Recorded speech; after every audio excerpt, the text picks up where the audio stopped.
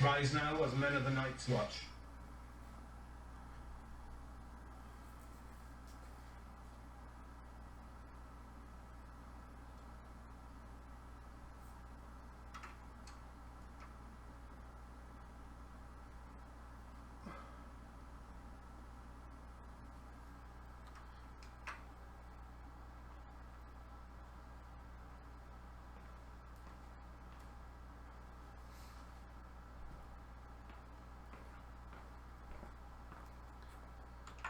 I took the great castle of Winterfell with 20 men.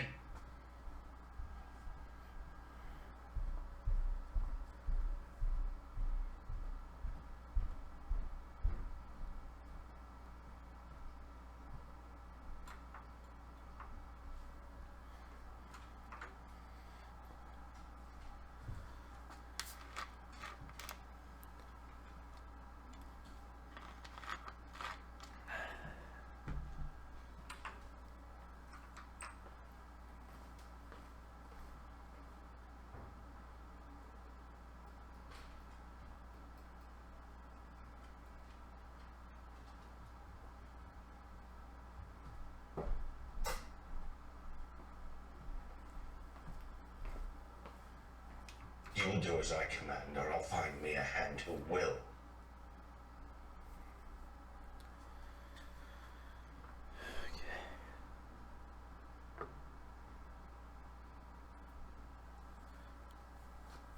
Alrighty. How's everybody doing tonight?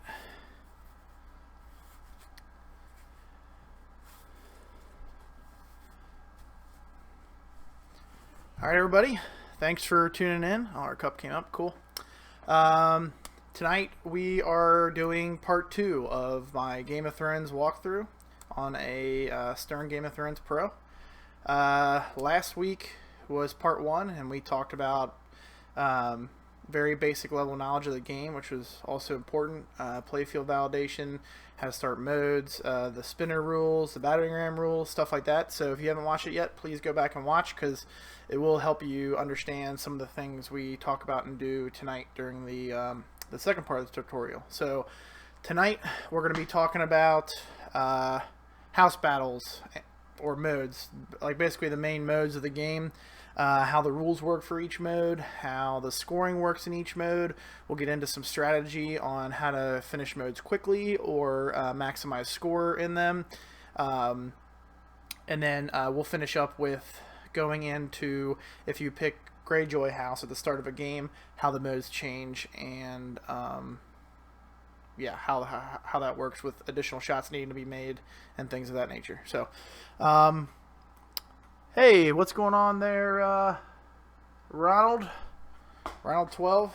Thanks for tuning in. So a couple things.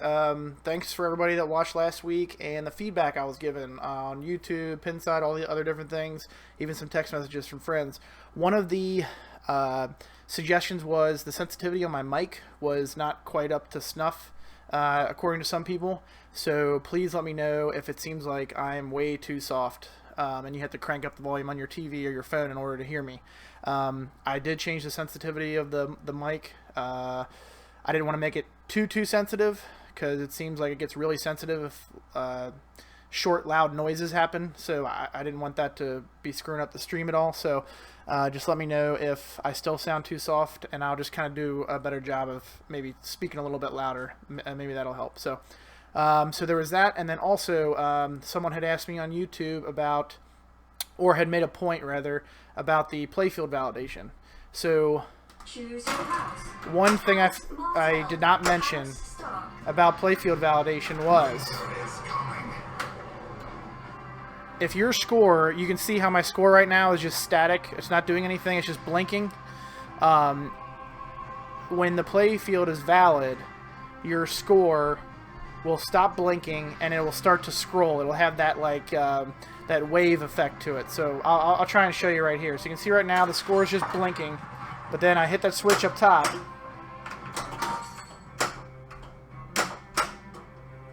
and it's no longer blinking. And see how it's just kind of pulsing, or like it does like a little sweep motion on it? That's when you'll know the playfield is valid as well. So I can't remember your name on YouTube, but whoever reminded me of that, thank you. So yeah. All right. So we will get going here with tonight's part. Again, we're going to be talking about, we're going to get into detail of all the house battles, modes, whatever you want to call them. Yeah, and go over all the good stuff with each house's mode. So we'll let this drain out here, and we'll get to it. We're going to start with the House Stark. That's a mode that a lot of people like to go to right away because it has pretty easy rules to understand. It's a very repeatable shot, and can have a big collect depending on your multipliers or whatever else you got going on. So we will. So first, what I'm going to do is I'm going to select House Stark for my house to start, because what that does is it immediately lights the House Stark mode to be able to be played. I'm just doing that for the ease of being able to go right into the mode and kind of show you guys how it works. Let's see. So some things to know and consider when watching me play the Stark mode is the timer. There is a 40-second timer for this mode. Certain things will pause that timer. If the playfield's not valid, it won't be going. If the ball's in the pop bumpers, I believe it will not go. And then I think during some certain animations, like when you lock a ball or something like that, it'll freeze the timer until the ball's back into play and the playfield's valid. So yes, it has one of the longer mode timers. So it's a good one to bring into multi-ball because you have plenty of time to finish it. Another thing about this mode, it can be very valuable or very invaluable depending on what you want to do. If you're just trying to get to Hand of the King or the Iron Throne Wizard mode, you can complete it very quickly by making 3 quick shots and then a final 4th shot. Or you can press your luck and try and build up the value of the mode, which we'll get into here in a second.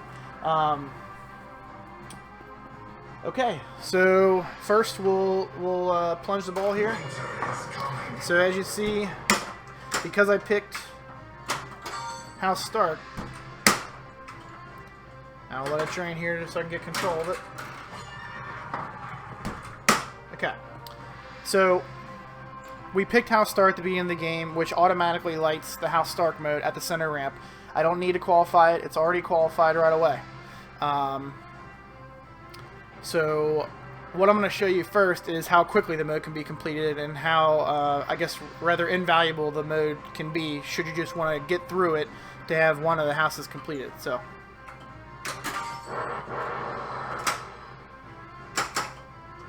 if you miss, just gather it back up. Take another shot at it. Okay. So this mode starts with the ramps. Each time you hit the ramps, a collect value will build. You get no credit, no points, I should say, during the mode for hitting the ramps. All it's doing is building your end of mode collect value. So the only points you're going to get from Stark mode are when you complete the mode. Which, as you'll see,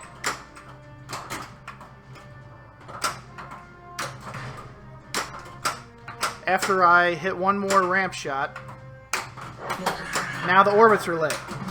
So I have 2 choices. I can hit the ramp or hit the orbit to complete the mode, which, as you'll see, because I didn't hit too many ramp shots, that mode was only worth 13 million points. Now you say, okay, well, that mode's not worth very much. I kind of want to avoid that. But if you remember, if we include multipliers and things of that nature and build up more ramp shots, that mode can be worth a hell of a lot more points. So I've done some research and figured out that basically the minimum amount of points that you can be awarded for that mode is around 8 to 9 million points. Base value. That's unmultiplied, no multipliers are on anything. About 8 million points. Now, if you were to press your luck and complete that mode, with its max base value, which is 75 million, or you would need to make, let's see, you would need to make 12 ramp shots to get to the max collect value, base value of 75 million. So if that wasn't multiplied, you hit an orbit, you get 75 million. So you're either going to get around 8, you can get anywhere from 8 to 75 million base value for collecting the final shot of that mode, which is the orbits. Now, if you got that final orbit shot multiplied, it can be anywhere from 150 to whatever 75 million times 25 is. Chat, figure that out. So yeah, you could potentially have, if you max it out with 5x playfield and a 5x combo multiplier, that's 75 million times 25. So on this try, we're going to concentrate on seeing how high we can get up the Stark mode and complete it via the orbits.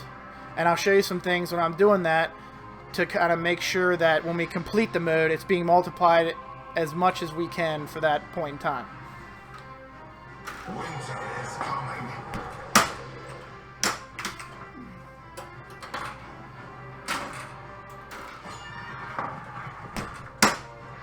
Okay. So we'll start the mode. Okay, so 1.8 billion is the potential scoring opportunity you have for this mode if it's completely maxed out on the collect. Thanks for the calculation there, Ronald. So that's pretty beefy, but again, very hard to pull off. So let's see how many ramps we can get here.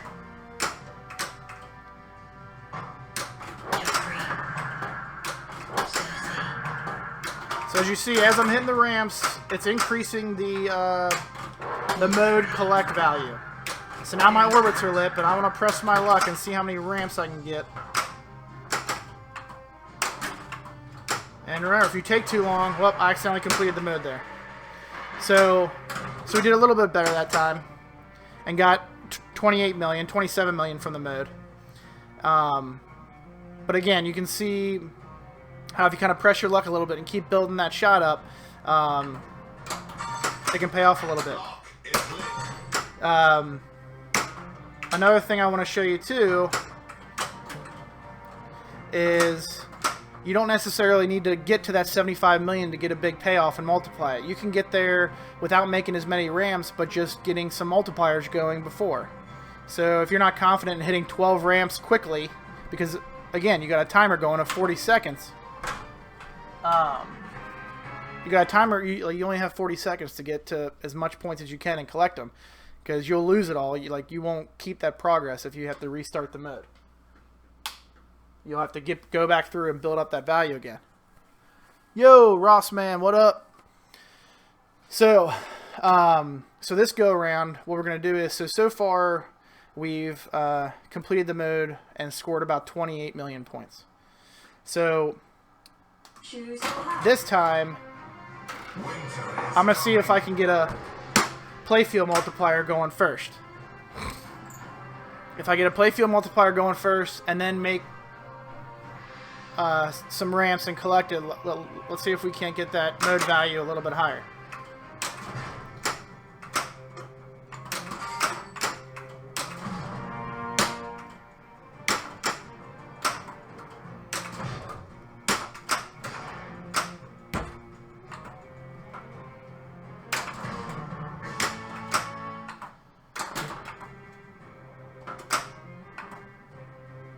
Oh boy.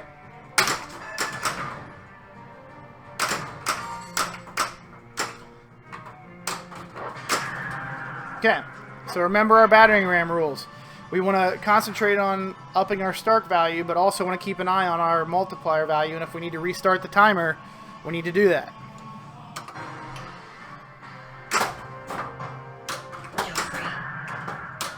Oh no.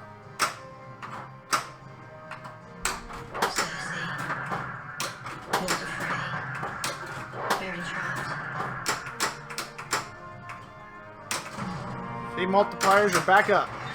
So now we can go back to hitting our ramps. That's good that a lock's lit, because that's going to service a ball into the shooter lane. And if you remember from last week, damn it. if we can lock a ball while we're in the middle of a mode, that's going to serve us a new ball of the shooter lane, invalidating the playfield if we can get it into play without hitting a major switch. So we can use that to kind of pause our mode timers, collect ourselves, and then start hitting ramps again, you know? So, and that's always something to remember. Always remember to short plunge. So we'll go back into it, see if we can't get a decent mode value out of it.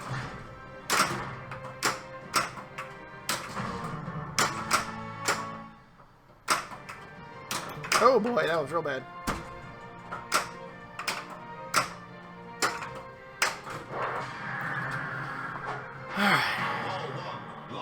So if you fail on completing the mode the first time you play it, I believe it only takes 2 ramps to light the orbits. I almost let the auto fire beat me. Oh, and I plunged it too far. So the playfield is valid right now.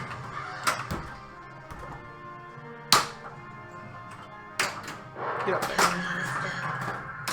Actually, I only had to make 1 shot to light the orbits.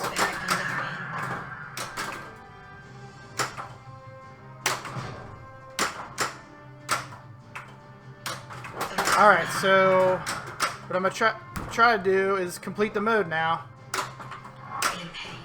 with a 2x multiplier. Whoops. Oh boy. There we go. So that was a 6x multiplied shot. So even though we probably didn't have the mode collect value built up as much as we did before, I only made a few ramps. Because we had 2x and because our shot multiplier was 3x, that got us a 6x mode collect, which we got around, you know, it was 90 to 100 million that time. So you can see kind of the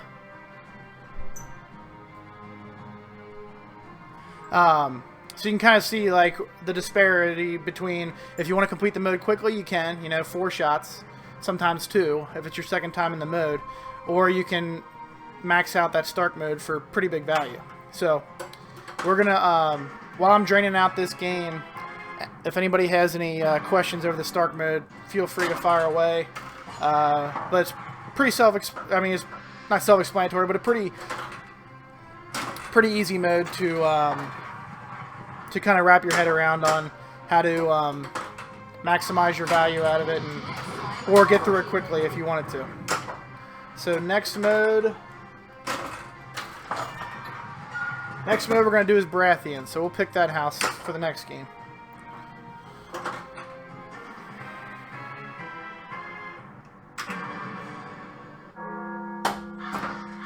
Alright.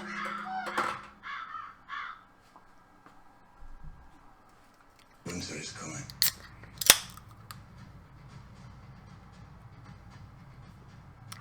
Baratheon, here we come. House Martell. House Baratheon. Okay, so again, there's no rhyme or reason to me picking Baratheon as the house at the beginning, only because it just lights that mode for me right away, so we don't have to putz around with me like failing to qualify modes all night to get into these modes. So now, Baratheon mode.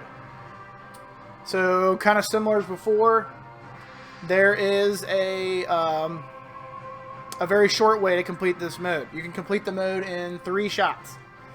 So if you're looking for a quick way to get to Hand of the King, or just quickly get through the mode if you're trying to get all the way to Iron Throne, you can complete this mode in 3 shots. So if it's like the last mode you have to complete, that's great, because it's pretty easy to get through. So it seems to me, at least for my games, if I'm going for Iron Throne, Targaryen is always the one that's left, so it makes it difficult. But if somehow you get through that early and Baratheon's the only one left, just keep in the back of your mind, oh yeah, that'll be pretty easy, because I can complete that in 3 shots.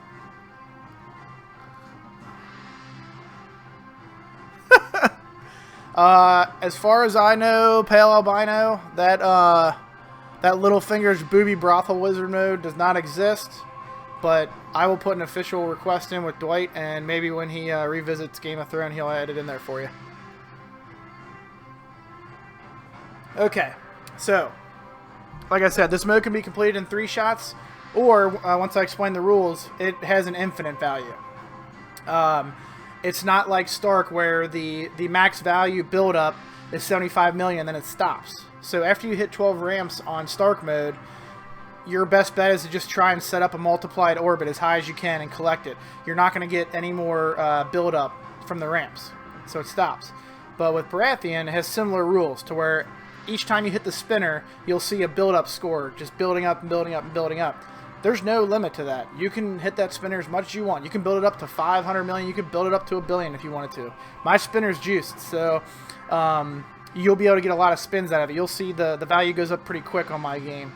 But anyway, so that's the first step of the mode, is to hit the spinner. But anyway, we'll get into how the mode works once I start it. But the timer for Baratheon is 60 seconds. That's another key. This is a very long mode timer. I always like bringing this mode into multi-ball if I can. So it might be a little bit of a reason there to select Baratheon as your house when you start. We'll get into strategies for picking houses at a later part of the walkthrough, but just remember that it has a really long mode timer, so when you're in multi-ball, you got plenty of time to crank up that mode and get good points out of it. So yeah, that's about it. You can get a really tiny score on this mode. You can get a really huge score. Just whatever you want to do, just like Start. So, alright. So we'll get into this mode, and I'll kind of talk you through how it works once we're in the mode here. Always take your time and get that ball into play, but don't touch anything. Alright. So again, the mode starts with the spinner. That's your build-up shot. That should be the only shot lit when we start the mode. So there we go. Just the spinner only is lit. So we just want to rip that spinner a few times. So you'll see the orbits are left open for this mode. So anytime you hit the spinner, it's gonna go all the way through the orbits. It will not feed the pop-uppers. Okay, now you'll notice after I hit the spinner, the dragon shot's lit. So that's the next shot we need to hit.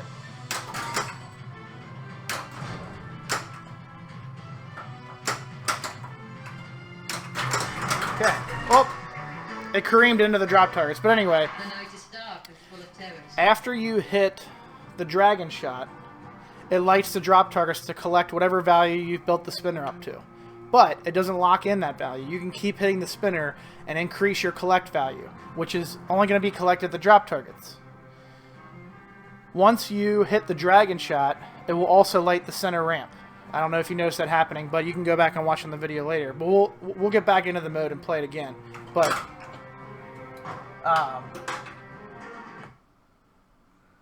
so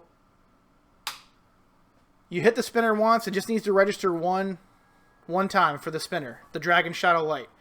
What the dragon shot does is also light the center ramp. It also adds 750,000 points to whatever you've accumulated so far from the spinner. So that's adding to what you're going to collect at the drop targets. Lighting the center ramp, that really doesn't do much except add another shot that you can shoot to add 750k to the value you've built up from the spinner. So after you've hit the spinner, hit the dragon shot, and your drop targets are lit to complete the mode, you can just keep ripping the spinner and build up that value as much as you can before collecting it.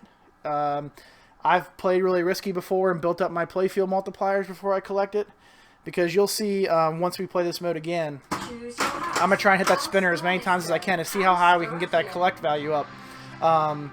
You'll see that, you know, like, your brain will start churning, seeing that, like, okay, now if we combine a 2x or a 3x playfield multiplier with that, that's a pretty huge collect, because you'll see that it can get up to upwards of 100 million base value pretty quickly when hitting that spinner. So we'll play the mode again and see how many times we can get that spinner ripping, because again, it's got a really long timer in this mode. The timer's 60 seconds. That's like an eternity in pinball.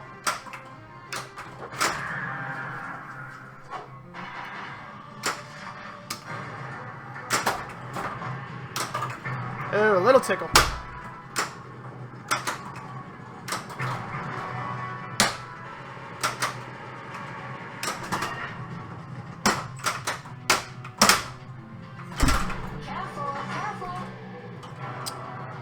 So that time, like we hit it a couple, like maybe just one good time, and it was already up to 40 million.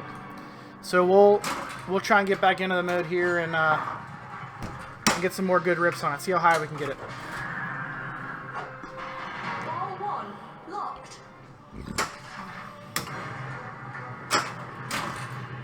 So always and keep an eye on the DMD. You can see the mode timer's on there. The current value of our collect is on there. Our current score is on there. So a lot of good information is going on the DMD.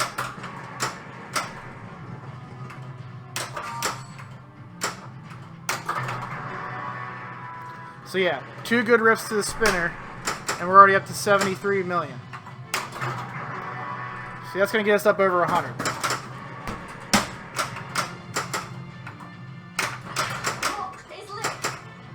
I'm going to hit my lock shot, so it'll pause, and I want to show you how the timer pauses. See how we're at 38 seconds? The timer will not go anywhere as long as I don't validate the playfield. I can sit here, take my time. The timer's not going to go down. So I can take a breath, take my time, line up the dragon shot.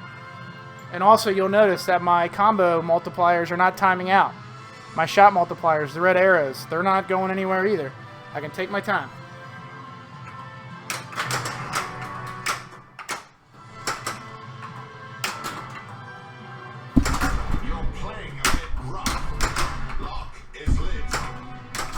So there we go.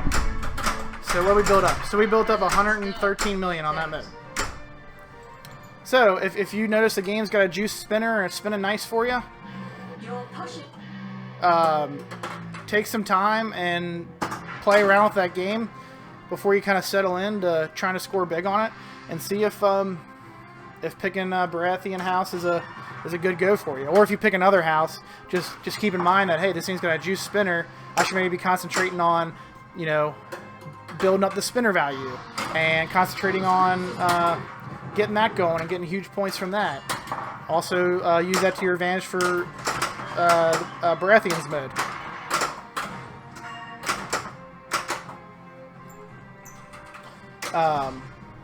But yeah, so hopefully you're beginning to start to see, okay, there's more to this game than, you know, than meets the eye. There's different ways to attack it. Depending on how the game's playing, there's a lot of different avenues that can get you those huge scores.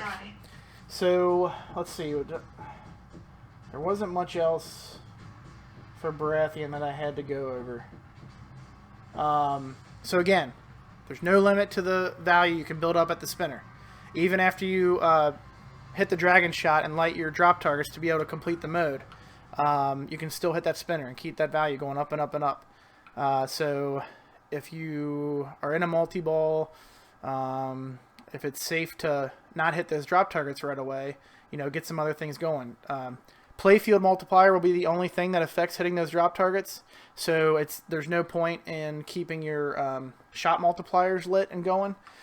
So if you want to get that shot multiplied, you can only do it from the battering ram. So keep that in mind as well. So if you got multipliers running already and you've built up a pretty decent value for that Baratheon mode, hit your dragon shot, get those drop targets lit as quickly as you can and cash it in, because like we saw, it was single value was 113 million that second go around. So you multiply that by 2 or 3 and you're in business there. That's a good mode collect. So all right, everyone's favorite house is Lannister. Baratheon, House Lannister. Okay, so Lannister mode. Go over the stats for this now. This is a mode with a 40-second timer, so another good mode for multiple reasons to bring into multi-ball. For one, the major rules of this mode are conducive to bringing it into multi-ball because the initial shots in the mode are very dangerous. They're all the gold stand-ups in between every shot. So normally those shots mean death when you hit them, so obviously you want to be hitting those during ball save of a multi-ball. When you hit those gold targets during Lannister mode, it will light the major shots on either side of that gold target red. So if you hit this gold target right by the right orbit, it will light the right ramp and the right orbit red. If you hit the spot target right next to the battering ram, that will light the center ramp and the right ramp red. If you hit the right gold target, gold stand-up, and then the one to the right of the battering ram, it will light the center ramp, the right ramp, and the right orbit. Because again, it's going to light the 2 shots that straddle it. But it will not stack 2 shots on the right ramp, meaning if you hit the stand-up on the right orbit, the stand-up next to the battering ram. Yeah, Lannister, for sure, Chris. Thanks for watching, dude. It will not stack a shot there. So if you hit the right stand-up next to the right orbit, the stand-up to the right of the battering ram, it's only going to light the right ramp once red. So if you hit it, then you've collected it. So what I'm getting at is, when you hit 1 gold stand-up, go ahead and collect those red shots, because you could be losing out on some other red shots that you can hit. And it'll make more sense once we get into the mode. But the goal is to collect 5 red shots during the Lannister mode to complete it. Scoring. Through testing, the minimum score that you're going to get in this mode is around 30 million. So even if you're not multiplying any of those red shots that you're collecting, you're going to get around 30 million. So that's nothing to sneeze at in a close game. But that's just telling you that if you do multiply those shots, they're going to be worth a hell of a lot more, even if they're multiplied by 2 or 3x only. And you can do that just from the shot multipliers, the red flashing arrows.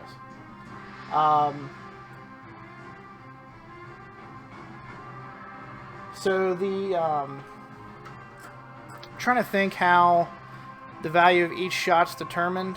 But essentially, each time you hit a gold stand-up target, it's increasing the value of the red shots that you collect. So that's the reason why you could go through and hit all the gold targets first. Then every shot on the playfield will be lit red. The left orbit, the dragon, the center ramp, the right ramp, and the right orbit. And those will be, from what I've tested, that'll be the max value, base value of the mode. So if you hit all the gold targets and everything's lit up red, each one that you collect, assuming it's not multiplied, when you collect 5, it's going to be worth in the neighborhood of 50 million for the mode. So you really want to try and make sure that those red shots you collect have your red flashing combo arrows going on. Yo, Kev, what's going on, man? Thanks for tuning in. Hopefully I can convince you to like this game a little bit more. All right, so we talked about in theory how the mode works. Let's actually see how it goes. So we're going to create a cardinal sin here and play this mode in single ball play, but I just want there to be nothing chaotic going on so you can see how the mode works. Now remember, pay attention to the DMD and note your mode timer and all that kind of jazz. It'll also tell you when I hit the gold targets how much value is being added to the red shield collect shots. So as you can see, all the gold targets are lit. That's what I want to aim for first. Okay, so I hit 2. You can see that I hit the gold stand-up on the right orbit and the gold stand-up to the right of the battering ram, which is why those 3 shots are lit red. Remember, it lights the shot on either side of that stand-up target red. So I got some multiplied red shots that I missed out on, but I've collected 1 so far. There's 2. And there's 3. So I need to collect 2 more, but I don't have any lit. So I have to hit another one of these gold stand-up targets, which are dangerous, but see, there you go. That's why you want to bring it into multi-ball, because you can concentrate during your ball save and while there's multiple balls out there to get all those red shots out there. Now, it's kind of good that I drained out of that, because then you'll see the other piece of this mode. Unlike Baratheon and Stark, your progress in Lannister does save. So the game is giving us credit for those 3 shots and saving that. So the next time we go into Lannister mode, we only need to collect 2 red shots. And if you remember, I drained after hitting a gold stand-up. So I already have 2 red shots lit. So when I go back in, I can just hit those 2 and finish the mode. Work my way towards Hand of the King, Iron Throne, all that jazz. Yeah, thanks for the host, Buff. Kevin. Hey, man, that's all I ask. Just be optimistic.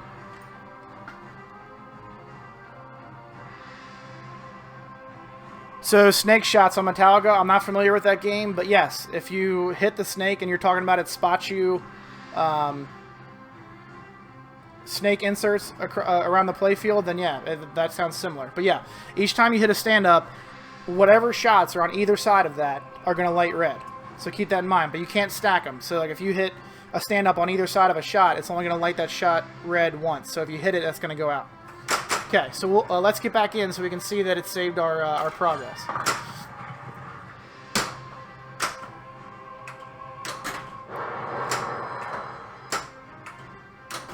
Oh boy. Lock is lit. Lazarus, always like that. Oh boy! That's why we short plunge. I had an extra long ball save because the playfield wasn't validated for most of that ball. Okay. Alright.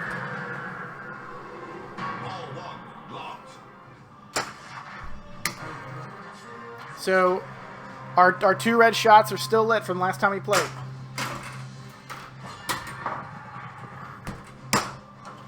Now remember, about playfield validation, I'm going to get the ball back. My mode timer isn't going anywhere. It's frozen. So I can take my time. I'm being impatient, so, but anyway. Backhand to left orbit is money on almost every Game of Thrones you'll play. Oh boy. So that was dangerous, but I wanted to get the easier shot of the center ramp lit. So that's why I did that. Okay, and that's it. So let's see. So that wasn't a very valuable Lannister mode because most of the red shots that we collected weren't multiplied by anything. So that's what I was talking about before. That's about the fewest points you can get from that mode. So that's another reason why to bring it into multi-ball. You're gonna just naturally have those red shot multiplier arrows flashing with all the balls going in play, all that kind of jazz. So there's no question that if you have Lannister available while going into multi-ball, I don't know if there's an argument to ever not bring it. You know what I'm saying? That has to be one of your modes during multi-ball at all times. And you'll see as we go later, I'll actually make an argument not to bring in Greyjoy. But again, that's another good one to bring into multi-ball for various reasons too. But okay, so that's essentially Lannister. You want to concentrate on getting as many shots lit red as quickly as you can because they're dangerous shots to get them lit. And then you want to make sure and collect those red shields as multiplied shots because that mode can be worth hundreds of millions, just like any other mode, if you're getting in that groove of comboing shots and making shots that are multiplied more than 1x. So let's see, it's ball 2. Power cycler.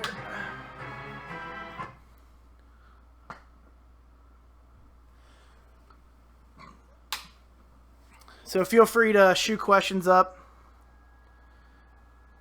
Yeah, if Lannister's a choice, always, always, always take that into multi-ball. There's no question about it. I don't think anybody will argue against taking Lannister into multi-ball.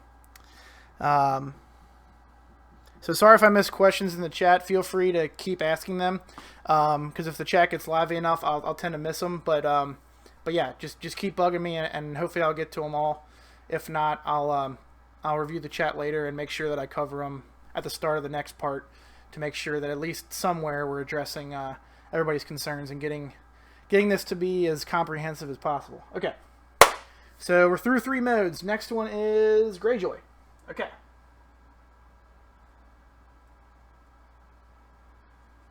Alrighty, so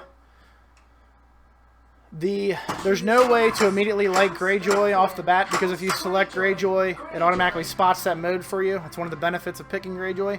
So what we're going to do is just pick any mode, and we'll hopefully we can get into Greyjoy mode without too much of a hassle. So again, we talked about this in part 1, but you just want to hit the Greyjoy shot in the left orbit 3 times to light that mode.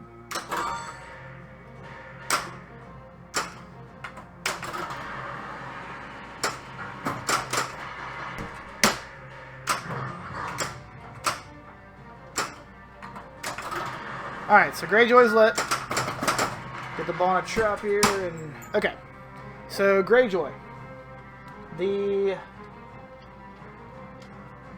the way this mode works is, let's see, where did I put the timer? Okay, so I don't want to call them hurry-ups, but anyway, when you start this mode, it's going to light every major shot purple. The left orbit, the dragon. The center ramp, the right ramp, and the right orbit. You have only a certain amount of time to complete all 5 of those shots. The timer starts at 12 seconds. This is by far the shortest timer of any mode. And for how long 60 seconds is in pinball, 12 seconds might as well be 2 seconds. Because you'll find that if you miss a shot a few times and they're having trouble getting control of the ball, that 12 seconds is over like that. So, there is an additional 1 to 2 seconds that you get each time you hit a purple shot in Greyjoy, but it's really, think of it more as like pausing the timer than like giving you more time, because it's really not that much. So, again, it lights all the shots purple, and you only have a very short period of time to kind of crush through those shots. Now, if you're gelling and you're comboing shots and getting those multiplied, this can be a pretty valuable mode. But again, if you miss a shot and you take too long fumbling around trying to get control again and hit another shot, that mode's going to be over in no time.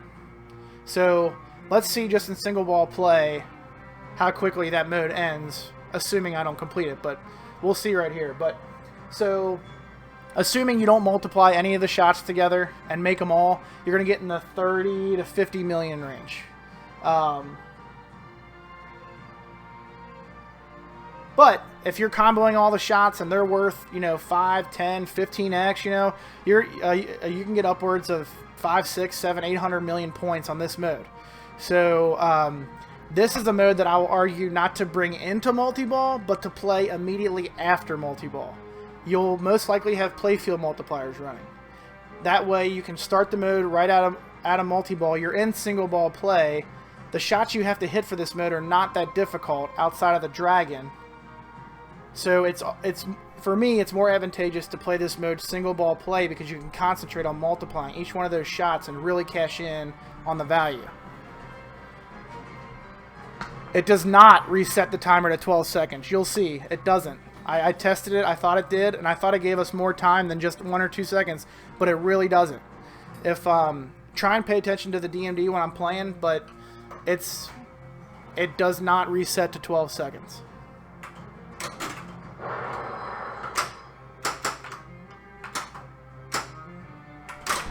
You're pushing your luck there. Big points, big points.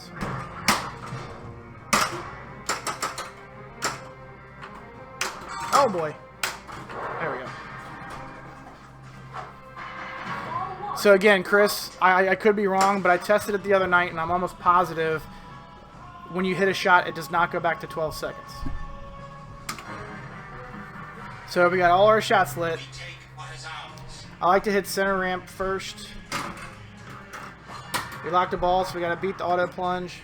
So you see our 12-second timer, 5 shots left. Okay, ball's in play. Timer's not running. It's crucial to short plunge in this mode so your timer does not run. Actually, you know what? I'm going to try and go right ramp, right orbit, and go from there.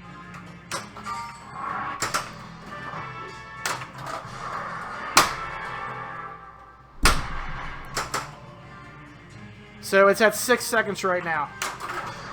Let's see what it's at now.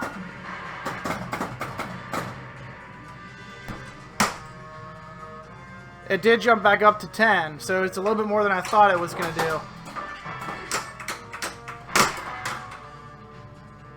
I couldn't get another look at the timer, but so maybe it jumps it up a little bit more than I thought it was gonna, and maybe it does jump up to 12, and maybe just not as much pauses the timer. But again, it can, if you're either going to drain during the mode, or if you're missing shots and in multi-ball during that chaotic first few seconds, or like when you're getting your bearings with all the balls going everywhere. I've had just so many multi-balls where that Greyjoy mode is done before I can hit 1 or 2 of the Greyjoy shots, and that mode is really lucrative if you can get after those shots quickly. So you saw in single ball play, I was able to, I think, hit all but 2 shots fairly quickly.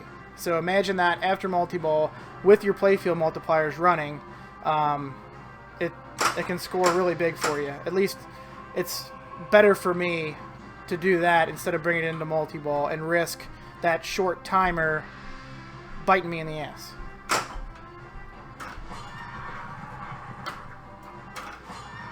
Okay, so we'll go. So, like Lannister, Greyjoy will save your progress. So when I go back into this mode, I'll only have 2 shots left. And I believe it'll be center ramp dragon.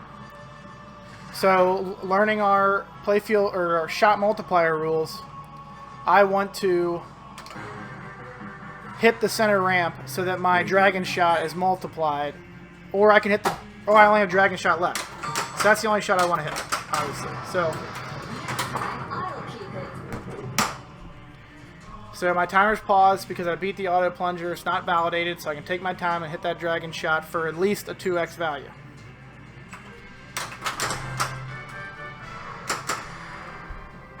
So I got 32 just from that shot. So it paid for me to know about playfield validation, knowing that I could take my time and hit that multiplied shot without freaking out about that timer running out. So essentially, if you can multiply those Greyjoy shots by at least 2x,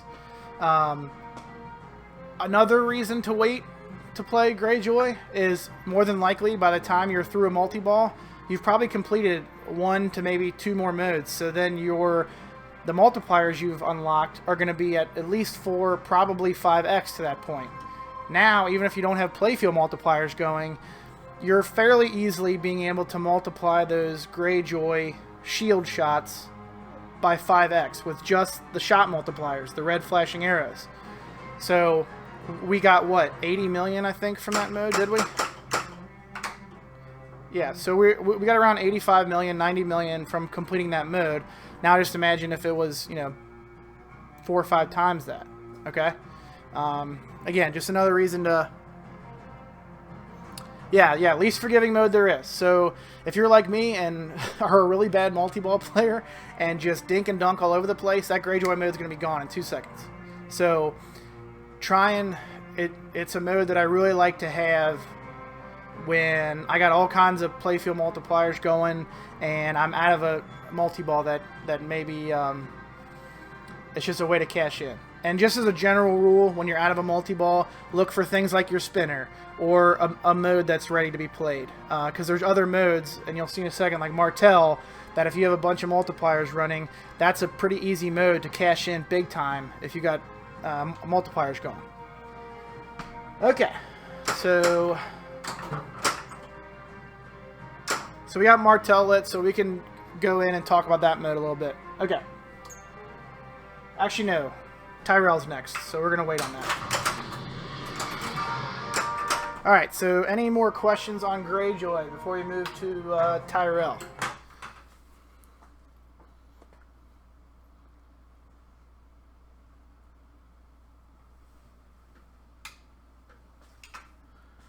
So, RP Monk, it's terribly hard to learn each mode and not run to... Oh! Yeah, I know. It's like whenever... I compare it to... I used to skateboard a lot in high school.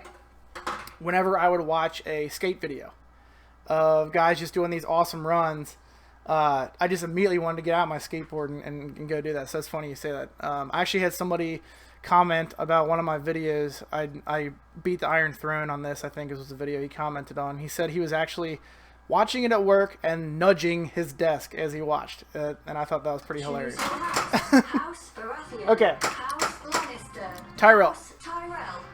Going strong. So again, we're just picking Tyrell House at the start just so the mode's lit right away so we can get right into it. Okay. So Tyrell. This is my most favorite mode because of a myriad of reasons. But, number 1, this is a mode that saves your progress. This is also a mode where even if you are completely terrible about concentrating on hitting multiplied shots, the absolute minimum you're going to get from this mode is around 80 million. 80 million! If you remember, the other modes we talked about, you can get as little as 2 million, 8 million. Lannister was around 30 for the minimum value. Greyjoy, again, around 30 to 50 for the minimum value. So this mode right here, if you are terrible at comboing shots together, the worst you can get from completing this mode is around 80 million points. So, yep, short plunge, Seth man, thanks for tuning in.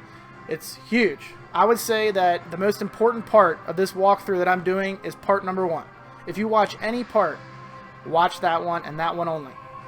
It'll change your game greatly. A buddy of mine, he might be watching right now. I don't think he had ever scored more than a little over 1 billion points. And within 10 games of watching part 1, he was already up right around 2 billion points. So it's huge to know that stuff. Anyway, okay, so Tyrell. 78 million is the minimum amount of points you can get for this mode. That's fantastic. So obviously depends on the multipliers for the maximum value of the mode, just like anything else. But again, the key is the floor that you can score on Tyrell mode is much higher than any other mode. Let's see. Timer, 30 seconds. Middle of the road, but that's Dwight probably did that because the minimum value that you're going to get out of that mode is 80 million. So you're not going to get all day to milk the mode.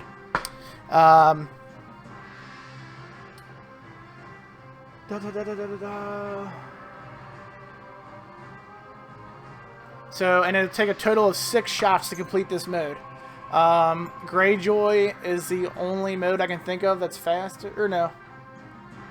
For the value of points that you're getting, it takes you 6 fairly safe shots to beat it. Also, it involves the lock targets. So if you're trying to work your way back to another multi-ball, it's a good mode to play. If you're just trying to work your way towards the first multi-ball that you play, it's a good mode to do on its own. It's a good mode to take into multi-ball. The timer's a little bit longer. Yeah,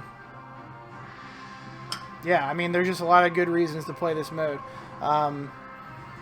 So later in my other parts of this tutorial, when we talk about picking houses, strategies, all that kind of thing, it's one of the arguments I'll make to pick Tyrell if you're playing in competition or trying to score big at home even. But, so yeah. So let's get in here and see how this mode looks.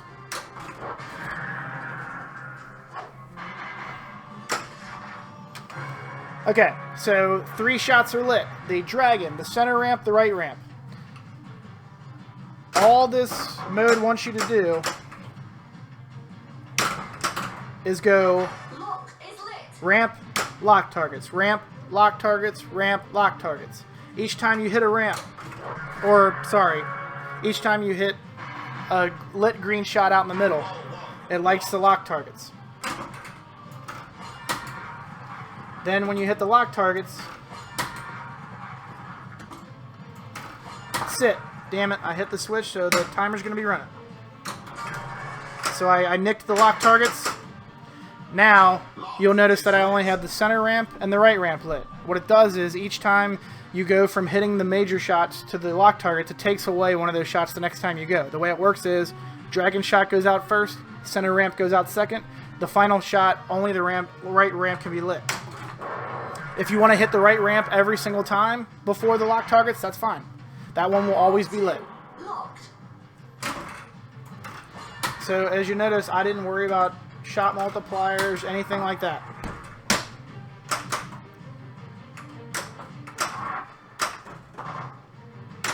Oh boy.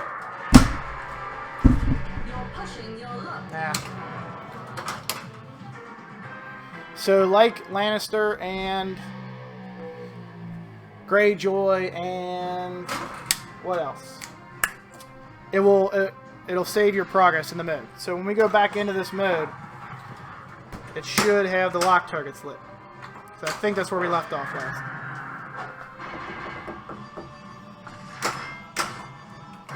So lock targets are lit.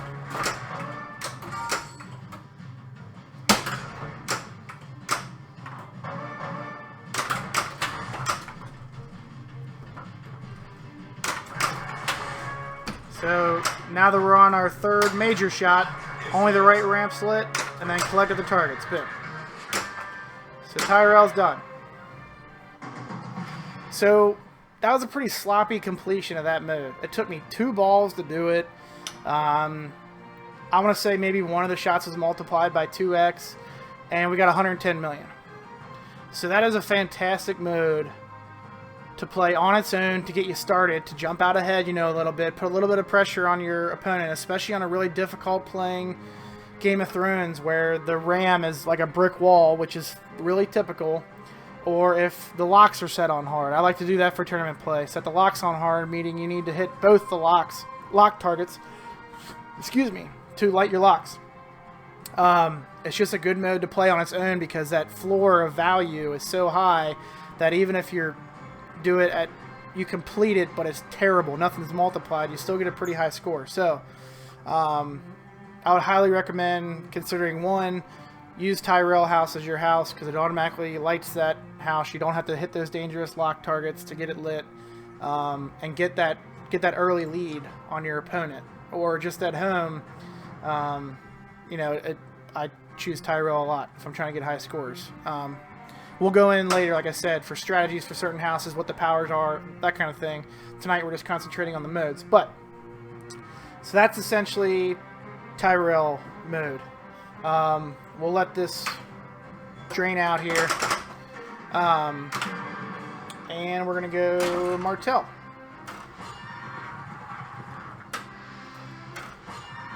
So any questions on Tyrell, any confusion there that people had? Nothing too complex about the mode. The main thing to take away is it's one of the most valuable modes in terms of even if you do a crappy job of multiplying shots, you're still going to get good value out of it.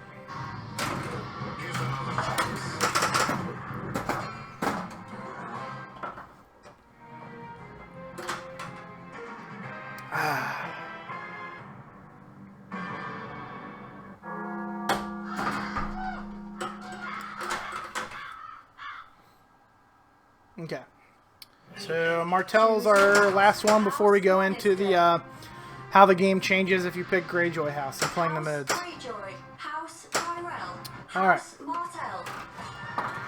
Martell. Lock is lit. Oh boy. Okay. Some stats on Martell mode.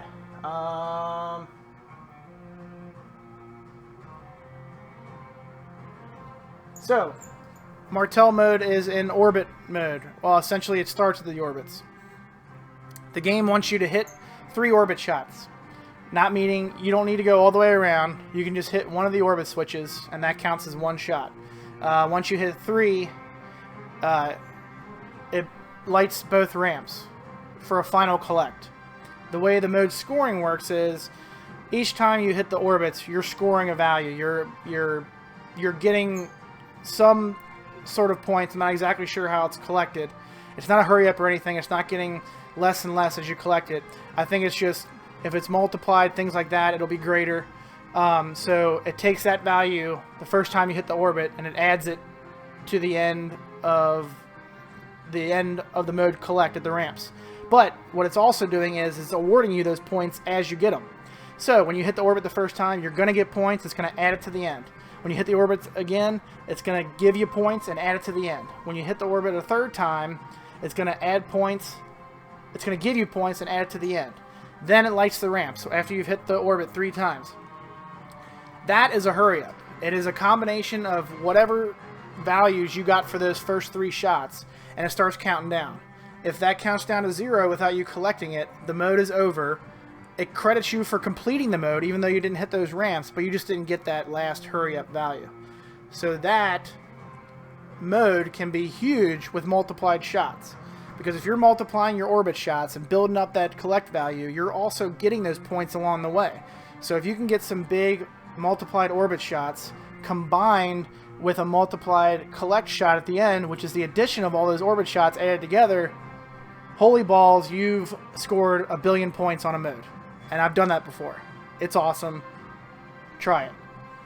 Another one, a fantastic mode to play just out of a multi-ball. When your playfield multipliers are going nuts, you're pissed that you were killing it, and you're not getting your 100 million super jackpots anymore. Well, go right into Martell, and you can get 1 billion points off that mode if you got all the multipliers running. So yeah, these are just cool things that you can do to make the game like have lastability in your house. I've played this game for an entire night just seeing how high of a score I could get on one Martell mode. And it's just, I don't know, just for me, like, it's fun to try and get to build up those big risk-reward collects. So yeah, anyway, we'll get into the mode right here, and you'll be able to see how it works. The timer. Ball 1. Locked. So the mode has 2 separate timers. You'll see right now it has a normal timer in the bottom right. It says 30 seconds. Once I hit an orbit, it starts a separate timer. You only have a certain amount of time to continue to hit orbits and collect your 3 orbits. I believe the timer is... Shit, what is it? It's 10 seconds. So when you hit an orbit, a separate timer of 10 seconds starts. Woo! Sweep the targets and got Lord of Light. That was wild. Okay.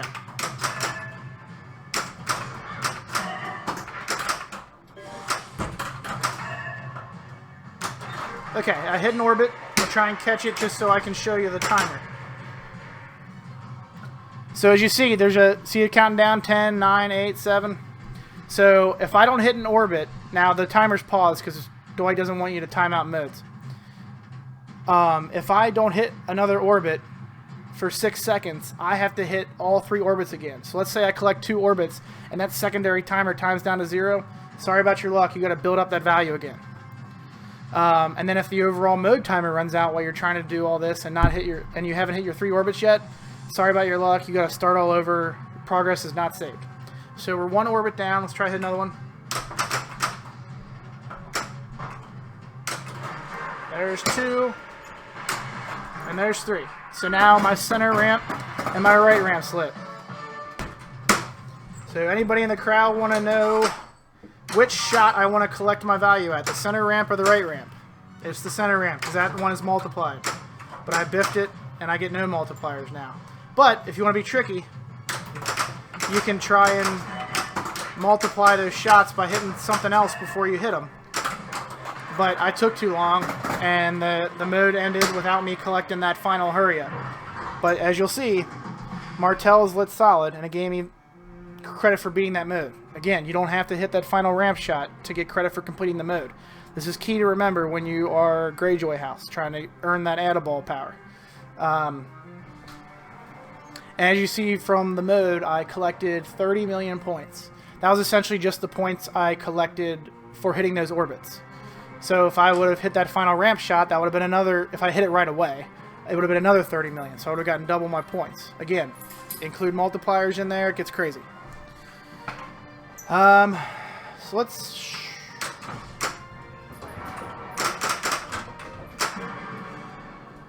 I'm going to get back into that mode again and see if we can't do a little risk reward and build that mode value up. And then after we do that, we'll get into the Greyjoy modes. Well, picking House Greyjoy and how those modes differ. Again, thanks everybody for tuning in. This is part 2 of the Game of Thrones walkthrough. Choose your house. House Martell. Alright. Unbowed, unbent, unbroken. I'm going to try and get playfield going first. And then let's play this mode and see what happens. Yeah, now I get started. Birdo, what up?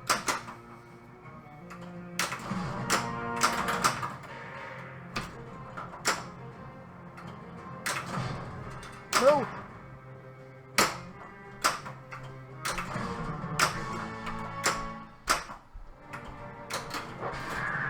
Alright, so we're going to try and complete this mode with 2x running the whole time. A little trickier, but can definitely be done with some practice. Remember, keep an eye on your 2x light. If it starts going out, you know you gotta restart it. Restart the timer.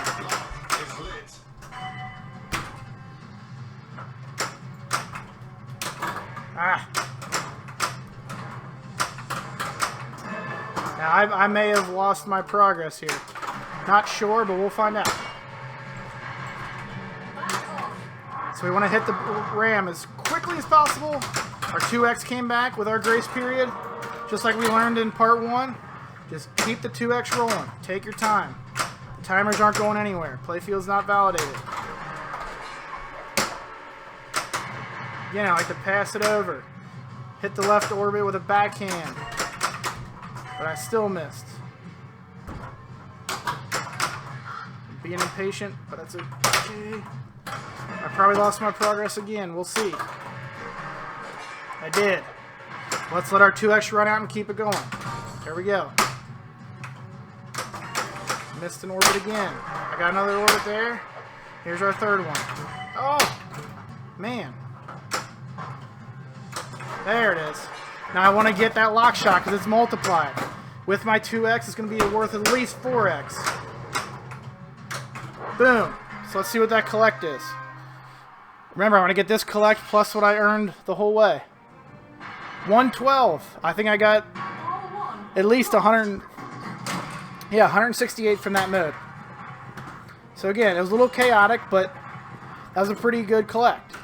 Now just imagine that with 5x playfield running or 4x playfield running. That's pretty serious right there.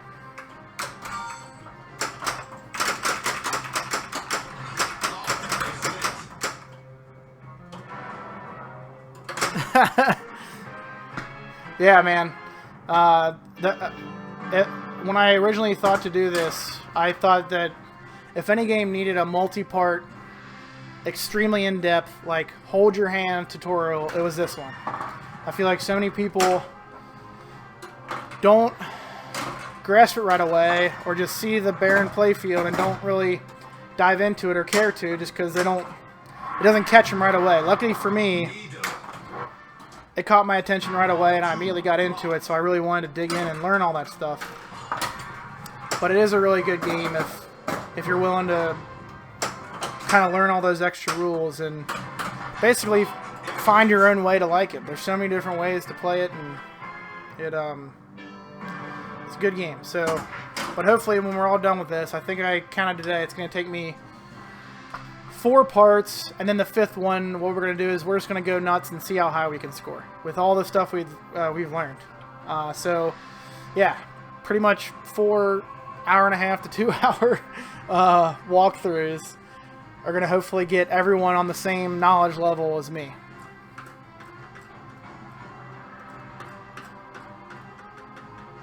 I have not ordered a color DMD yet, Chris. What set that back was I found a really nice playing vector for pretty dirt cheap, and I had to jump all over it. Back glass is perfect. The cabinet is in really nice shape.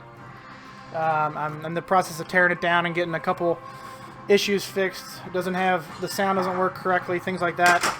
But it's a fully working playing project. So once they get the soundboard serviced and put back together, it's going to be sweet. So that pretty much drained my, that and Christmas drained my color DMD budget at the moment. So I was kind of hoping to get one to use for the tutorial, but it's not looking like I'll have it in time unless somebody close to me wants to bring theirs over just so people can see it as we get towards the last one. But no big deal. I'm sure there'll be plenty of videos out before then. So yeah, I've been looking for a vector for a while, just kind of casually. It's not a game I've played a lot, so I don't really know if I'll like the gameplay. But it's definitely a game you don't see too often that I thought would be pretty cool in a larger collection, which I'm kind of getting towards that now with me having over 10 games. So yeah, I can't wait to get it set up to play. Alright, so we've been through every mode. No, Targaryen's left. Okay.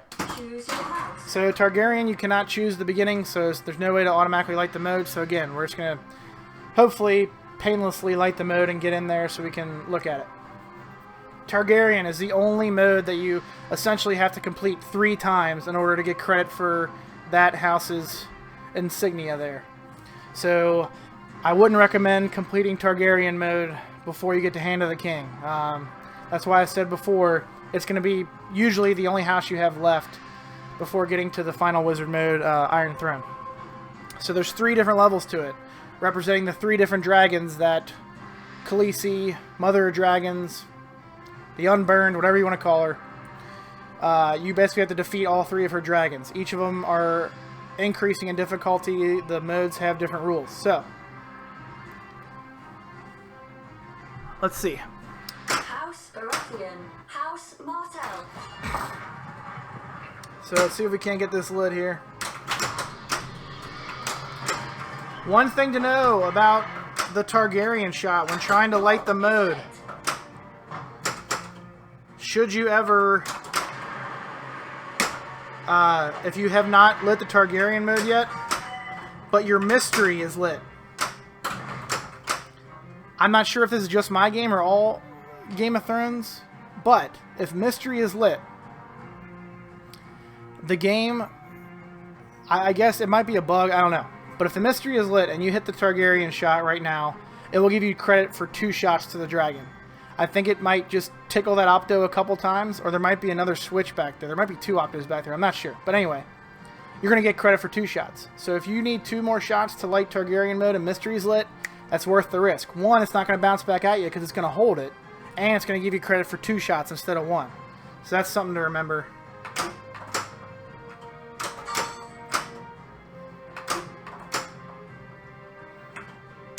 Oh boy. There's 2.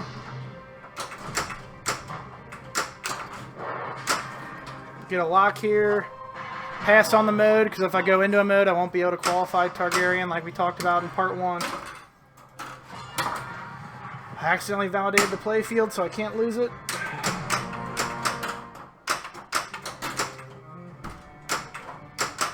Okay, one more shot. Oh boy.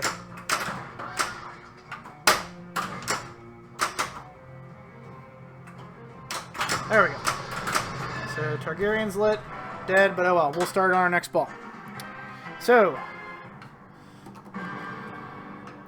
Targaryen, some things to note.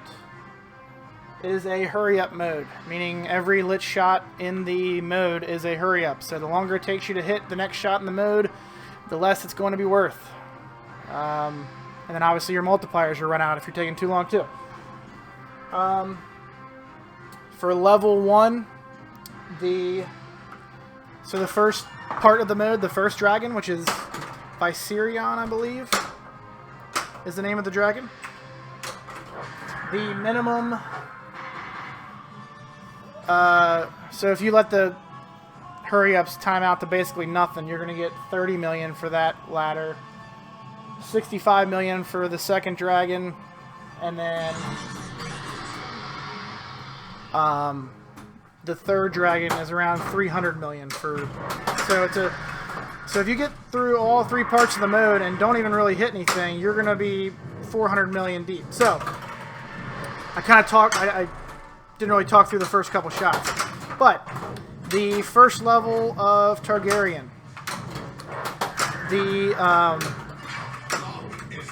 the center ramp and the right ramp are lit. You only need to hit 1. Then it moves to the orbits. You only need to hit 1 orbit. Then it moves to the dragon to complete round 1. As you noticed in the bottom left, my hurry-up value was rushing down. I took too long to hit the final dragon shot, so it timed me out of the mode. However, it keeps your progress. So when I go back in, the dragon shot's going to be lit, and that's how I'll complete it.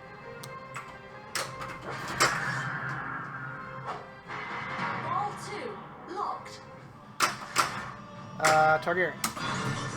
Short plunge so we can get maximum.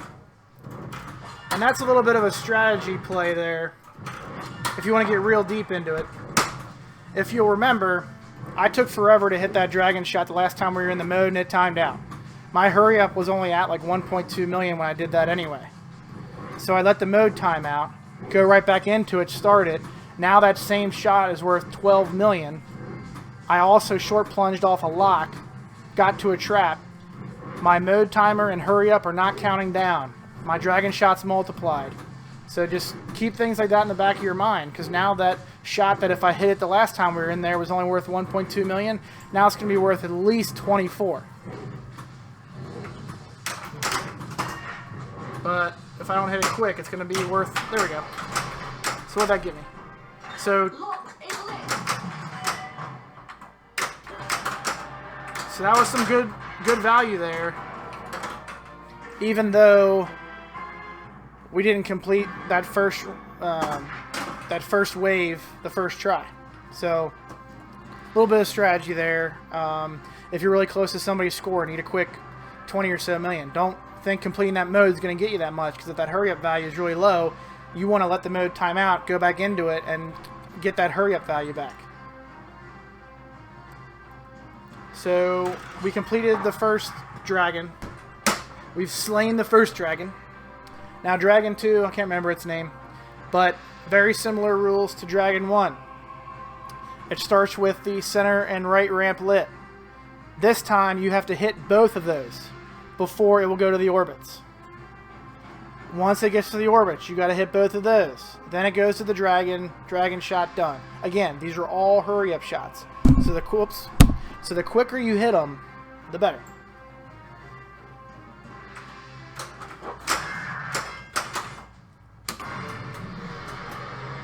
Also, if you have a shaker, it's really cool integration with this mode. It shakes with the flapping of the wings. Okay, so we're in multi-ball. So just try and keep an eye on. I'm going to hit the ramps first because they're blue. So I hit the center ramp. Now I got to hit the right ramp.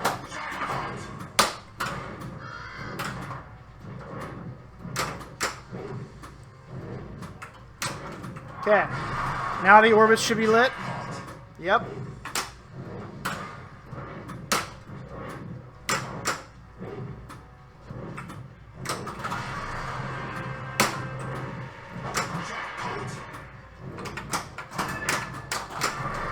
Okay. Now I hit both orbits, so now the dragon's the only one left. Boom.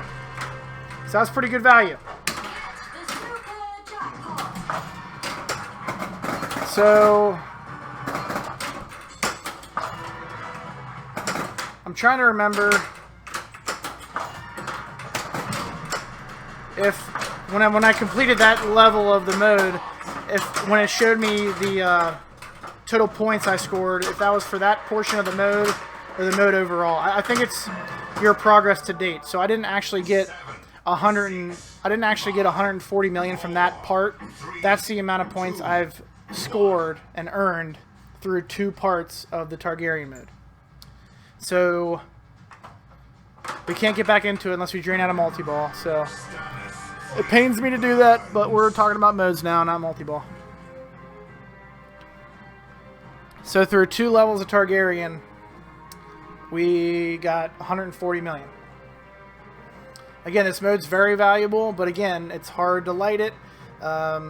It's hard to get through all 3 of them, because what you really want to get to when you're trying to get to the wizard modes is completing modes. You know, if you're going for high score and Targaryen just happens to light from you missing shots, or if the dragon's got a safe feed, which is rarely ever, but if it does, so be it.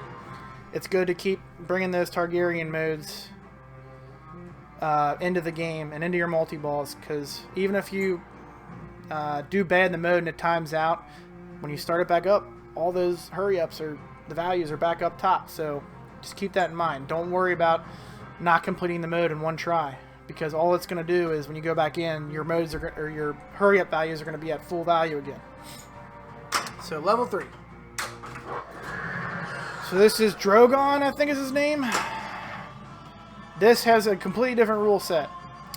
It's lighting various shots blue again, but they are taking down Drogon's life meter. There's a life meter up top, like Star Trek and the Vengeance ship. So each time you hit a blue shot, it is taking down his life bar. Once his life bar is at 0, the dragon shot will light for the final shot to kill him. Any point during this mode, if you hit the dragon shot, it will spot you a shot. So even though the dragon shot's not lit, we still took a shot off the map. You can tell we had the right ramp lit. It's no longer lit. The dragon shot spotted for us. That's a little tidbit to know about this mode. Lock is lit. So we want to hit. So if you stink at the right orbit or can't get a good shot to it, just hit the dragon. Now it wants us to hit the dragon anyway. There's nothing else we can go for. I would say hit a lock first, just so you can get the playfield validation advantage back. And it'll also multiply the dragon shot a little bit more. Because remember, these are hurry-ups. You want those to be multiplied as much as possible.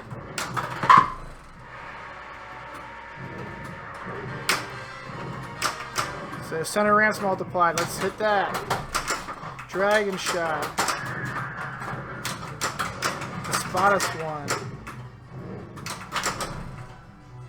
So now dragon shot's lit. Gotta hit it. Oh! So anyway, you get the idea. We have his life bar about halfway down. Again, you can use the dragon shot to spot you shots, but the dragon shot is the only shot that you can hit to kill the dragon. So let's say you got his life bar down to nothing, and you hit like a lit right ramp or a lit right orbit.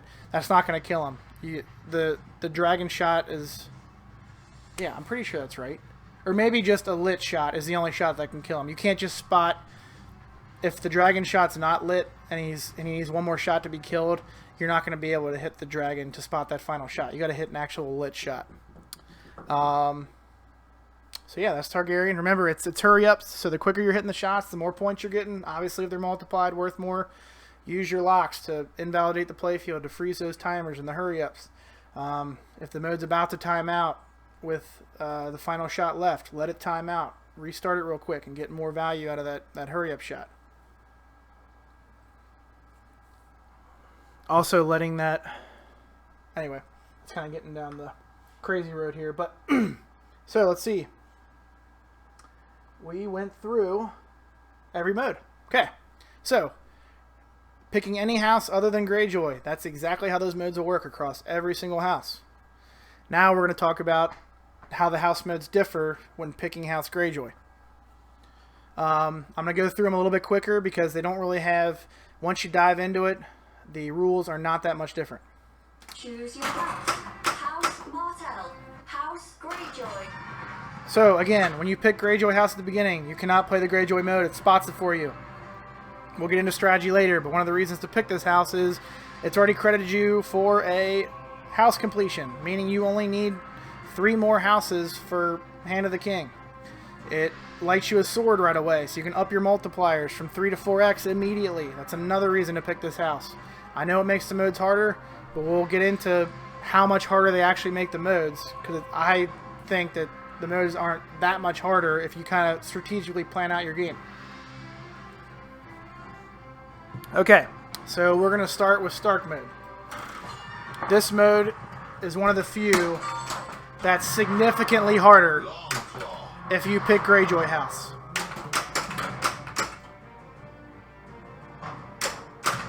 Don't do that.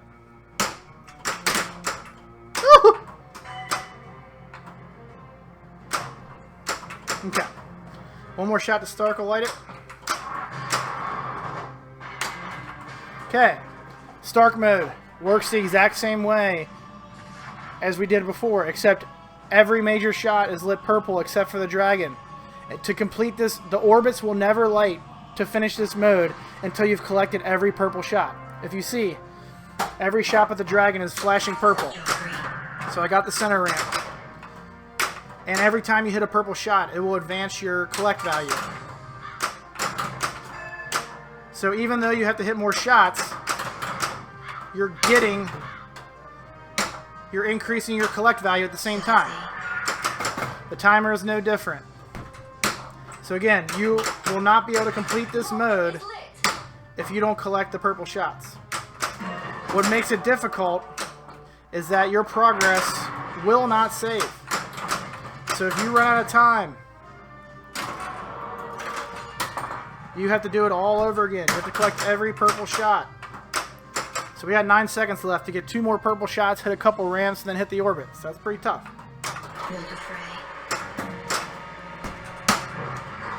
So what I want to do is lock a ball here to freeze the timer. Oh. Nope, see, we're out of time. So, you'll see here, I'm going to get back into that mode.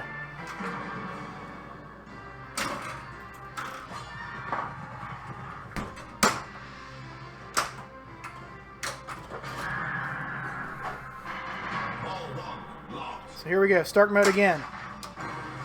It's like we never even played it. So that can be frustrating. This is a very hard mode to complete if you pick Greyjoy House.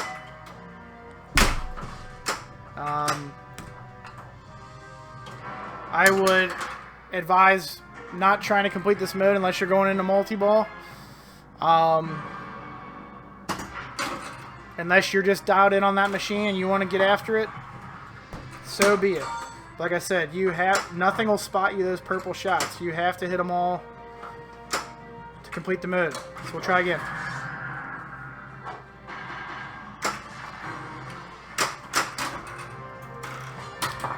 So, just in case we complete the mode, we want to kind of plan out this. Again, my mode timers are frozen because I short plunged. My multiplier arrows won't time out. So I think what I'm going to do is go right ramp, right orbit, try and catch on the left flipper, hit center ramp backhand, and then hit the left orbit. Tyrell Lannister. Okay, plans change. Center ramp, Married woman. left orbit, Baratheon. now right orbit. Figures of men. Now I can complete the mode, but I gotta get those orbits lit by hitting the ramps. Just like we do without being in Greyjoy House. Now I can complete it. And you can see that from me unlocking that multiplier right away, collecting it, and being at 4x when I collected that mode, all I did was hit the 4 shots that were purple to allow me to finish the mode, hit 1 ramp and then an orbit, so that's 6 shots. So it took me 6 shots to complete that mode, and I got 150 million. If you were to do that with a different house and just be looping the center ramp to max out your value to 75 million and then hit one of the orbits, those orbits would be worth 2x on your 75 million shot. So that's around the same value, 150 million. But with Greyjoy House, we completed that mode with 6 shots and got the same amount as if we completed that mode not using Greyjoy House. It would have taken us 13 shots to get that same score. So that's big. So that's an argument for me to choose Greyjoy. Is yes, you can't stack 2 houses at once, but you're getting so much more value if you understand how the mode works, planning out your shots, comboing them together, all that kind of good stuff. So we'll talk about Baratheon mode next, but that's the differences there. Can you tilt with it? I was wondering if you could tilt during the multi-ball start sequence.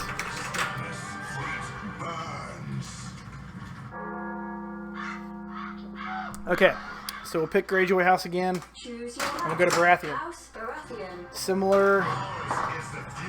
Similar to Stark. Whoops, I didn't mean to do that. We gotta pick Greyjoy. So similar to Stark. Does not save your progress. There are a few purple shots lit. It's gonna be the spinner, the dragon, the center ramp. You must hit those, or else your drop targets will never like to complete the mode. Another difficult mode to complete if you're House Greyjoy. House Martell. House Greyjoy.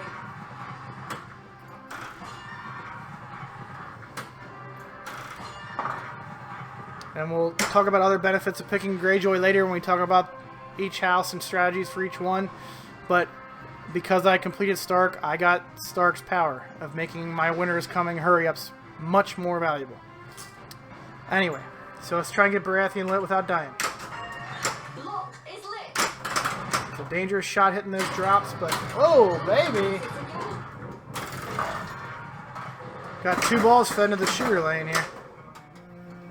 In tournament setting, you must drain 1. Make it look good.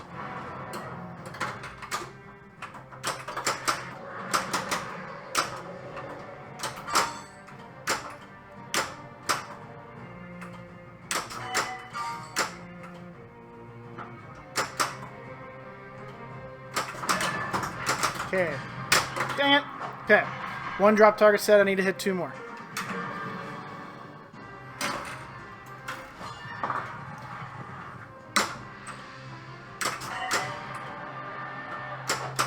Lock a ball to get my playfield validation back.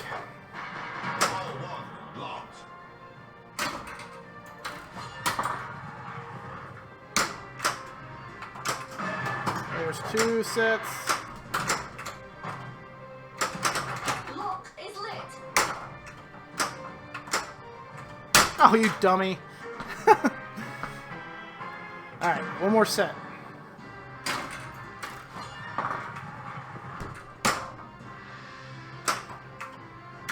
Oh boy. I gotta complete this because it's not gonna give me credit for hitting those drop targets. I gotta be in single ball play. Well, trying to backhand that top drop target. I can do that sometimes. Block a ball. Get that playfield validation back. Now I don't want to lock another one because that'll start multi-ball. I don't have Baratheon yet.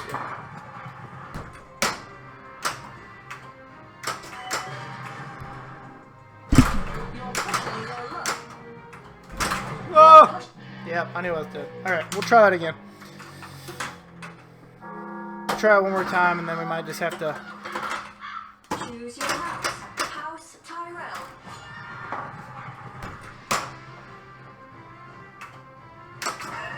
Lock is lit. Get it. Yeah.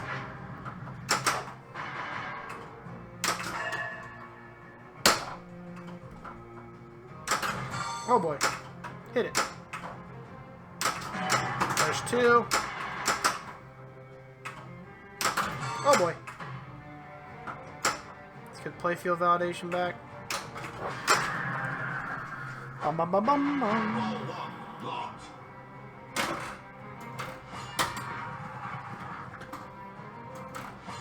Oh, come on.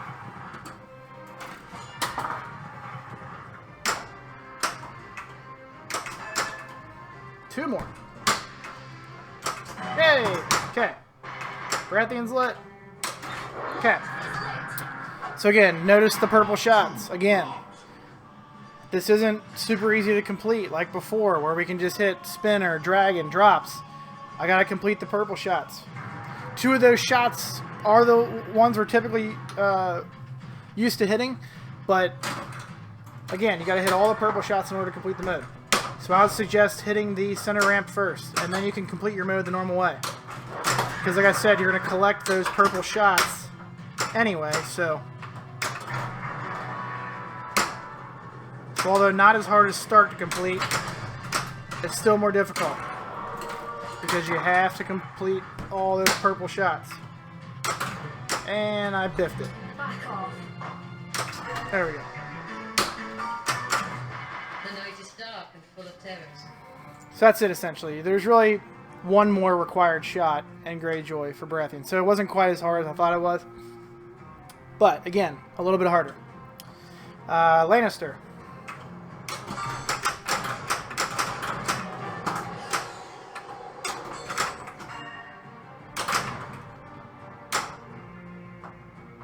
Okay, Lannister.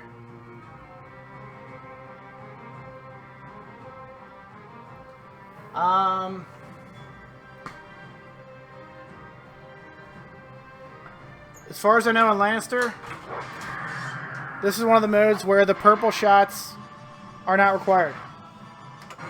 So see how all the shots are purple. Hit one if you want, but not required. So we have four red shots lit. Let's hit those. I'm going to try and leave some purple shots lit.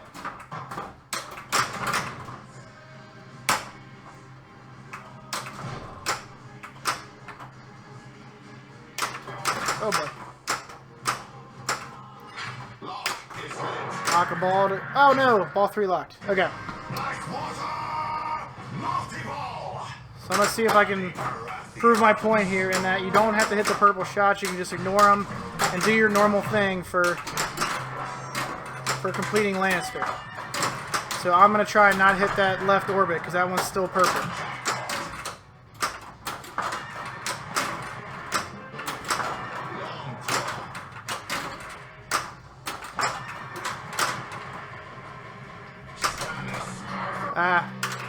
So I timed out the mode, but anyway. So Lannister, basically the thing to take away from that is Lannister, if you're playing as House Greyjoy, don't worry about the purple shots. Just get your shields and get out of town. You just need to play it normally and you'll complete it.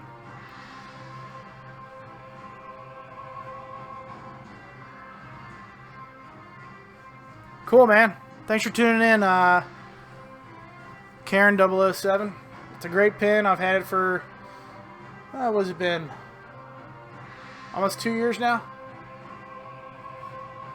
It'll be 2 years in February, and it's great. It'll be really tough for this game to leave ever. Alright. So we talked about Lannister. Let's see if we can get in Tyrell.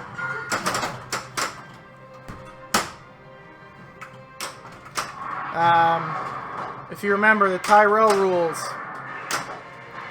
are ramp lock targets. Or, sorry, major shot lock targets. Major shot lock targets. Major shot lock targets complete. What differs when playing as House Greyjoy and doing Tyrell is those 3 major shots that are lit at the beginning of the mode are also lit purple. You must hit all 3 of those.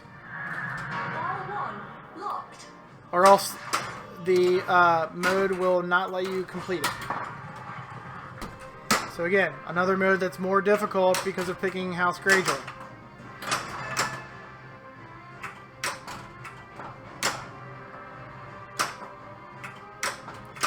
Alright, I'm not sure how many more hits we need to light Tyrell. Let's see. 1 more. Lock is lit. Okay. Tyrell's lit. Oh, we started Winter's Coming, so we can't start a mode. That's okay. We'll collect this and then.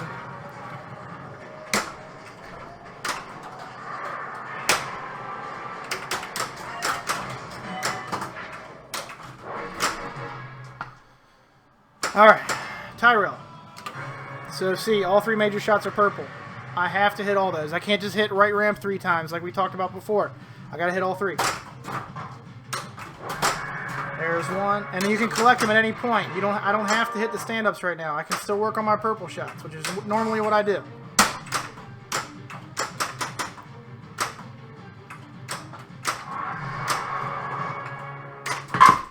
Oh, double for your money. So I got all my purple shots done. I just have my right ramp left. I'm going to see what happens when we time out this mode. I believe it saves your progress, but don't hold me to that. We're going to confirm it right here. Oh.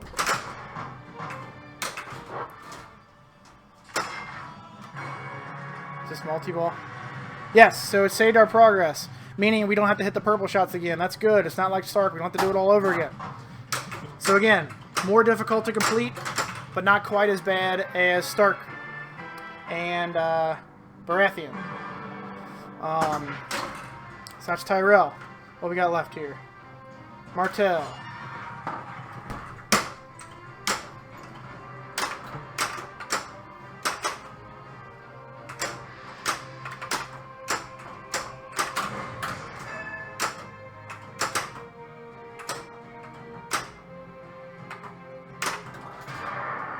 Okay, Martell's lit. Martell, easiest mode to complete, because the rules while playing as House Greyjoy are no different than if you pick any other house. There are purple shots that are lit. Ignore them. Doesn't matter. You can play this mode how you typically always would.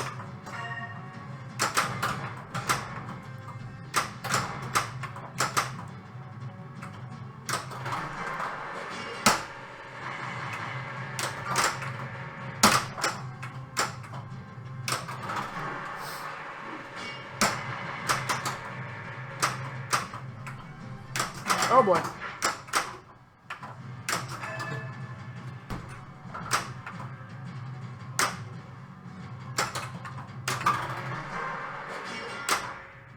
So I have not hit a purple shot. I got my hurry up going. If that hurry up gets to 0, it does not matter. Hurry up's counting down, counting down. It'll stop eventually for me trapping up. So I gotta hit some more switches. I'm just trying not to hit those ramps to show you that you don't have to hit the final shot of this mode, just like when you're normally playing Martell, to get credit for completing it. So if you feel more comfortable just bashing that left orbit as playing as Greyjoy, just to ensure that you don't... There it goes. I was like, wait a minute, it didn't light solid. Okay. So see, I didn't hit any purple shots during that mode, and I still got credit for getting Martell done.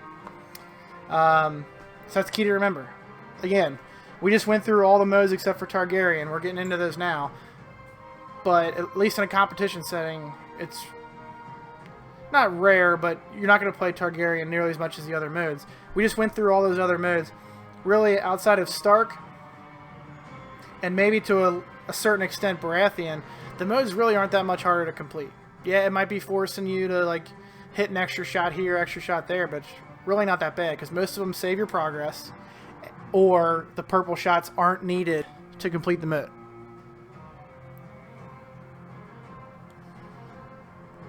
Alright, so we'll try and get Targaryen going now. So see that?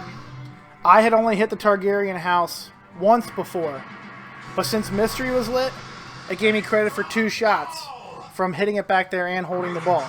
Again, not sure if that's a bug or just my machine or what, but we will talk about this later too. Whenever in Mystery, if it says Light Super Jackpot, always pick that. Get the super jackpot. We will cover that when we're doing the Blackwater multi-ball portion of our walkthrough, which will be next week. Okay, so we got our Targaryen mode lit. What is different about this house, from what I could gather, you'll see that at the start of the mode, the ramps aren't lit, the drop targets and the spot targets are lit. So the game is having you hit those first before you do anything else. But that's really it. Because watch, if I hit a ramp now, my orbits are lit. If I hit my orbits, the dragon will light. So yes, the mode is harder. I just want you to hit one extra shot before you can go about doing the mode how you normally would do it.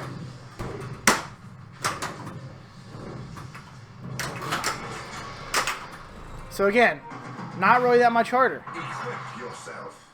So although I've had lots and lots of games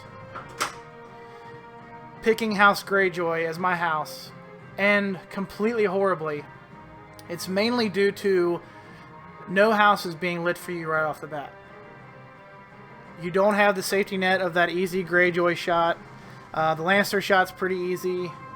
That's also your lock shot. So I would argue more for choosing Greyjoy or Tyrell in competition than Martell, but that's my specific case, and I'll get into that later, you know, in our last one where we talk about just ultimate strategies and how it works for me and how it might work for other people or not work for other people. Again, the whole point of this walkthrough is to get everyone on the same level of knowledge as me, meaning you know pretty much everything about this game. Then it's up to you to tailor your own strategy that works best for you. So, alright, Targaryen level 2. Get out of there. Get out of there. Alright, I got an extra ball so we can keep playing that.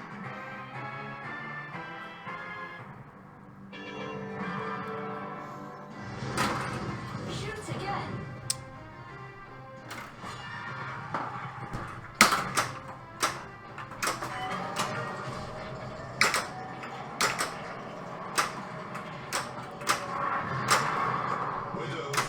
Oh boy. There we go.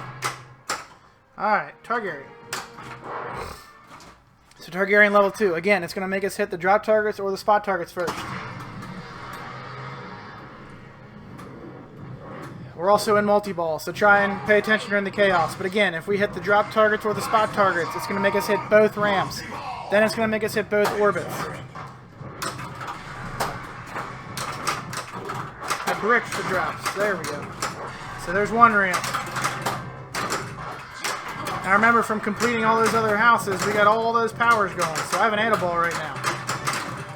Again, we'll get into those strategies later, but just an added bonus from us playing all these modes on one game of Greyjoy. So now I hit both my ramps. Now I gotta hit orbits.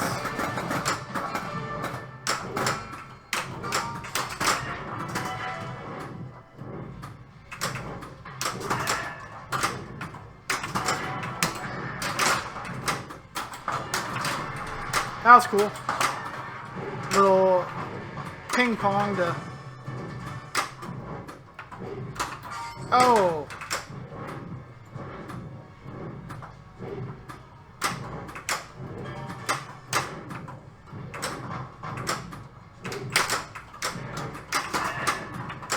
Oh, that was bad. So I didn't complete that mode, so I gotta go back into it. We gotta hit the right orbit and then the dragon. I don't know about you guys, but if I don't hit that right orbit on my first try, it totally gets into my head, and I like tend to just spend the rest of my ball draining trying to hit it. See? Okay, but again, Targaryen mode isn't any different. All it's requiring you to do is hit those drops and spot targets first, then complete the mode just like you normally would. That doesn't seem that much harder to me. I mean, yeah, it's making you hit a little bit of a dangerous shot, but again, knowing these modes inside and out at all times will help you, and just always thinking about that depending on the current game state, whether you just got out of a multi-ball with tons of multipliers, or you just started a game and you want you have to go first and you want to get off to a fast start. Things like that are huge on this game because, as you know with pinball, and you've played multiple copies of games, every copy of one singular game plays different. So knowing every single inch of a game like this can really work to your benefit, especially if you're a competition player. Because if you're like me and you don't know certain games that well, and you only know one way to score big on it, and for whatever reason that's not working out, or the shot's too tight, there's something leaning in on the shot, and you can't make it anymore, one of the good things about this game is there's so many different ways to attack it that you can take a different route and still get that big score. Well, that's pretty much all I had for tonight, ladies and gents. Feel free to pop something into the chat if there was something confusing that people didn't quite get along the way there. But yeah, thanks again for watching. I'm your pal Chuck Wirt, streaming for Straight Down the Middle Pinball. We will be back next week for part 3. Part 3.